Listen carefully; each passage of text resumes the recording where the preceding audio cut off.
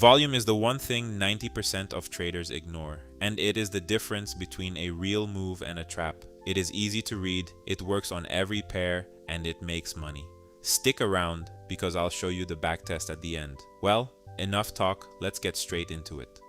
Here's the problem. Price on its own lies to you. A breakout looks clean, you enter, and it reverses straight into your stop. That happens because you are watching price and ignoring the fuel behind it. Volume is that fuel. It tells you whether real money is actually behind the move or whether it is a trap dressed up as a breakout. Step 1. Add volume to your chart. Every platform has it built in, it is free, and it sits in its own panel right under the price. Every candle gets one bar underneath it. A tall bar means heavy participation. A lot of real trading happened on that candle.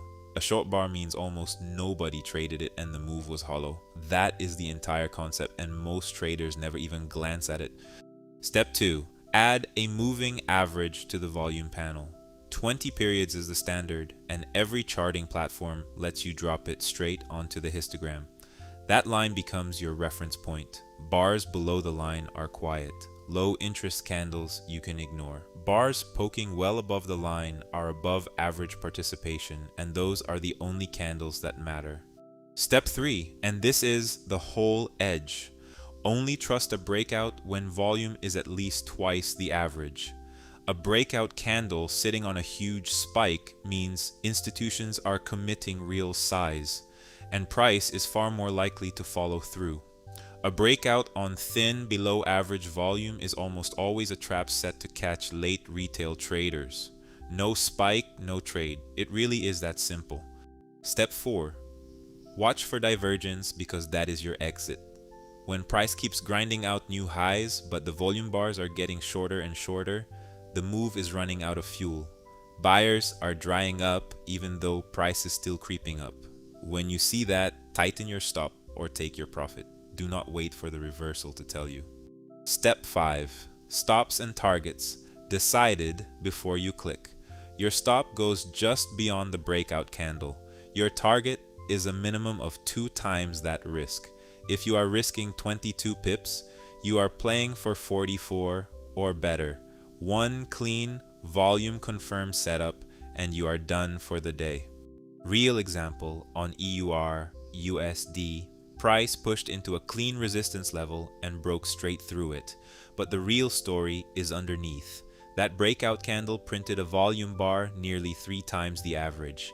An enormous spike. That is institutional money committing. We entered long at 1.0942, stopped just under the breakout candle at 1.0892, target up at 1.0980. Price never looked back. 66 pips banked on a 22 pip risk. That is 3 to 1, and it came from one bar nobody else was looking at. Here is where it goes wrong. GBP USD printed the exact same signal, a clean break on a fat spike textbook. We took it long. 90 seconds later, an unscheduled headline hit the wire and price was back through our stop before the candle even closed. 22 pips.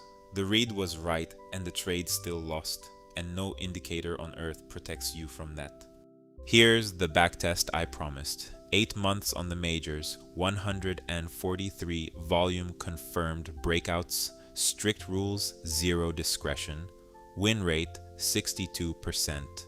That is lower than you might expect, and it does not matter because the winners are so much bigger than the losers. Average win 41 pips, average loss 22, profit factor 2.8, net result 1,880 pips.